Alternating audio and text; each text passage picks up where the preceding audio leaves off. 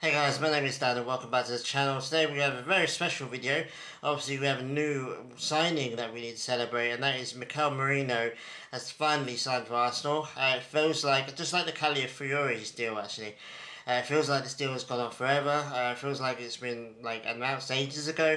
Whether that's good or bad, it's up to you. But yeah. Mikel Merino is finally an Arsenal player, and it's a signing that's really good. To be honest with you, he did really good Euros, obviously with Spain. Yeah, that adds a little bit of more depth into our midfield. Obviously, we haven't really replaced Xhaka. Everyone thinks that he's going to be starting in the left midfield spot, where Xhaka basically vacated, and we haven't really replaced since. Declan Rice has played in there a couple of times, while Partey's been, the CDM, but I feel like it's going to be Odegaard on the right, Merino on the left, and Declan Rice in the back in the number 6 role, which is going to be really epic. To be honest with you, I think Merino adds qualities to the team. He's really tall as well, along with Calafiori. So he adds a bit of depth in the height, should I say, into set pieces and corners and things. So I think it's going to be a really good signing. To be honest with you, it's a signing we needed to make. Our midfield's again, I know, I mean, not threadbare, but we needed a top up in midfield, especially in that left midfield spot. We haven't really adequately filled it, like I said, since Shaka left, so I feel like this is the perfect guy for it. I just can't wait to see what he does with an Arsenal shirt, to be honest with you. I think our midfield's looking pretty solid now. Pretty sure Partey's going to stay, so I think, it is what it is. I think, in terms of the midfield now, I think Nelly obviously left. So yeah, like I said, I think that's going to be our starting three centre mids, and we'll have to wait and see how well he does. Really happy, to be honest with you. Everything I've read about him, everything I know about him, apparently off the field, his personality suits us to the core. He's not a partier. He's a family guy. He's down to earth. So add to that to the locker room, shall I say? Because that's what our team is all about now. It's about family and stability and not going out partying and stuff like that. So I think he's going to add a bit extra to an already tight group. Obviously, there's memes and stuff going around, but he's going to be on the left, so he's going to have a really close relationship with Martinelli. Obviously, everyone saw that he was sat next to Martinelli in the original announcement video. Obviously, where they just finished training and they were sitting in that auditorium place, and Mikel introduced him to the team. I think some people say it was deliberate. I'm not sure, to be honest with you. I don't know if it goes that deep, but I wouldn't be surprised. Obviously, Martinelli's having a little bit of an off season right now, so maybe Merino coming in is a spark that gets the best out of Martinelli again. Because we all know what kind of player Martinelli is, and he's not living up to it yet. But hopefully, Merino coming in, something sparks, and hopefully that left hand side could be as dominant as the right hand side. Because our right hand side's key now. Ben White, Odegaard, and Saka. They've got that such integral partnership. Most of our attacking plays, all the best things at the moment, is coming down our right hand side. So hopefully, with the Merino coming in, it does affect the left hand side a little bit. Obviously, Zinchenko, I don't think he's going to start left back much anymore, in my opinion. I think he's going to be more of a rotation player. It looks like Timber at the moment is probably the go-to left back, but obviously Calafiori, Calafiori could play there.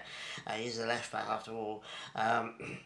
So yeah, hopefully whoever gets established this season as the left back hopefully does well, and again can help Merino get the best out of Martinelli, because I think Martinelli's been on his own. He's been a bit isolated, really. Tomiyasu had a little bit of a partnership with him. But yeah, the left back spot's been a bit of an issue. The left wing, should I say, as well, has been a bit of an issue. So hopefully Merino can come in and spark something good with that left hand side, and hopefully we can become even more potent, because that's what we need to do if we want to win the league. So really good timing as well, because obviously that means he's going to be involved in the Brighton game. I don't know if he'll start. I reckon he probably will. I think Arteta might be curious to see how he does against Brighton, but he may not. Most of the time, we don't start our new signings straight away, so I'm not going to be surprised if I see him on the bench, but he can start, so we'll have to wait and see on that. Another news, obviously, is Fabio Vieira's gone back to Porto on loan. That's official now. Really good move, to be honest with you. And there's no obligation to buy. Porto are paying all of his wages for the season. There's apparently certain terms and conditions. Porto have to play him at least half half their games if they want to not have to. I think they get a penalty. I think they get fined. They have to pay Arsenal basically if he doesn't. I'm not quite sure if that's accurate, but really good to hear. It's really good to hear that obviously you want Fabio Vieira playing because obviously it keeps up his performance. Obviously, it keeps up his level of improvement. So hopefully, this loan spell can really do something with him, and hopefully he trains a little bit more as well. He's a little bit too small, too slight. I think that's something that's been hindering him in the Premier League. But hopefully he can still keep training and beef up a little bit and come back and challenge for a spot in Arsenal. Because I think there is a really quality player in Fabio Vieira. It's just we've not seen it quite yet. We've seen glimpses here and there, but we haven't really seen it yet. So hopefully he can go out and loan. He's probably not going to play much at Arsenal with our signings right now. Especially if we sign an attacker, which I'll talk about in a minute. But his time at Arsenal is going to be limited this season. So now he has to. He's obligated to play at least half the games of their season. So hopefully he does well over there and he comes back and he manages to challenge. The unofficial news is obviously Eddie Nketiah is going to Crystal Palace. It's not going to be confirmed yet. It's been all but confirmed with Fabrizio Romano, but it hasn't been officially announced yet. It's probably going to be happening today. Which is a great move for him. I think about 25 million with 5 million add-ons, 30 million plus 35 odd for Smith Rowe. That's nearly 70 million euros, or over 70 million euros for two academy players that obviously are pure profit. So that's really good business for Edu. Obviously, was complaining that, well, not everyone. There were some people that were complaining that we didn't accept the £15 million offer for Marseille, and some people thought that no one else is going to come back in. Everyone knew that it was going to be some Premier League clubs. Everyone probably thought it was going to be Forest. I thought it was going to be Forest, to be honest with you. Obviously, they were having seems to be a tug of war thing going on with Santi Jimenez and Eddie Nketiah, but I don't think they're getting either now. I think Jimenez is going to go to Leverkusen, which is a fantastic move for him. But Eddie going to Palace makes all kinds of sense. Still in London.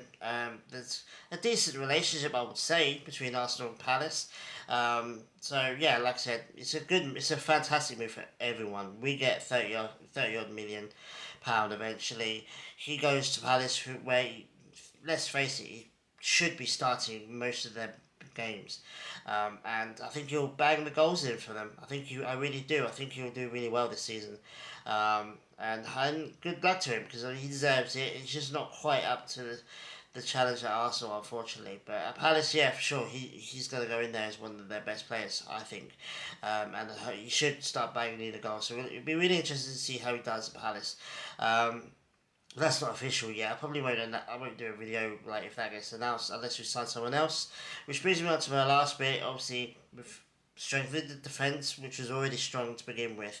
Obviously, we were the best defence in the league last season. We've got 2 clean sheets so far this season. So, strengthened that as well, which is absolutely fantastic. Calafiori is a quality player. I can't wait to see him play more regularly. And then, obviously, we've strengthened the midfield with Merino now. So, obviously, goalkeeping wise, if we can sell Ramsdale and get even more profit on that, then obviously we'll get the Joan Garcia kid from Spain. That's the goalkeeper situation sorted out quite nicely if that happens. Hopefully Southampton can actually get the ball rolling on that. The attacking bit is the only thing now. Obviously, we let Smith Rowe go. Eddie Nketiah is going. Jesus is injured again. He's not reliable, to be honest with you, which is unfortunate. So we are looking a little bit threadbare-ish in the forward line now, and we should. If we let Eddie and Smith Rowe going, alongside the Jesus injury, then we have to be looking at a striker or winger. Some people want a striker, some people want a winger. I personally want a winger. I kind of want to have Kai Havertz as our main striker for now. I think he's doing really well, and I kind of like the idea of buying a winger that can play either wing, and maybe moving Trossard into the kind of backup striker role. I don't know how everyone else feels about that, but I think that could be cool. Loads of names being thrown around. I'm not going to go into the rumours. Obviously, Ivan Toney, I don't think that's going to happen. I don't think he's the right personality for Arsenal. I don't think he fits in with what Arteta's trying to build in terms of the type of personality a player that he once has. So I don't think Tony's going to happen. Randomly, like last night, people started talking about Darwin Nunez from Liverpool. Again, I don't think he fits the temperament and the personality. Also, he worked a miracle with Havertz. Let's be real, Arteta. And I don't know if he could do it again against, with Nunez. But if anyone can, I mean, he's proven that he works well with attackers. He gets the best out of attackers. So if he does sign him, I fully trust Arteta and Edu. If we do, whoever we sign, I'm going to be like, okay, this is the guy they want. So I'm going to back it because they've done really well with their signings so far in the last couple of years, 2 or 3 years. Um, so but I'll trust them. But Nunes is a bit of a reach for me. I don't 100% think that's a real rumour. I think that's just typical transfer window, deadline day kind of stuff, which is in a couple of days. So, lots to look forward to. Obviously, if we sign another player, especially a big player, I'll do a video on that because obviously everyone wants to get their opinions on the new signing. But yeah, anyway, guys, I'm finishing rambling right now. But yeah, Mikel Merino, welcome to the club. Good luck at your club, Sergio Ketio and Fabio Vieira. And looking forward to this season now. I'm looking forward to the Bayern game. I'm really keen for that. If you are going to the Globe on Saturday, then say hello because I'll be down there. So anyway, guys, thanks very much for watching. Let me know in the comments what you think about Mikel Merino. Do you think he's a great signing? Do you think we should have got someone else? And what do you think is going to happen with us? Our forward attacking, personnel. Do you think we're going to get someone in? Do you have a preference? Let me know in the comments. We'll talk about it. And yeah, please subscribe as well. I'm almost at 500 subs again still, which is awesome. So really do appreciate it, guys. And I'll be back for the Brighton game, obviously, next week. And then obviously if we do sign another player, I'll be back for that as well. So yeah, thanks for watching, guys. I appreciate you guys, and I'll see you guys very soon. Adios.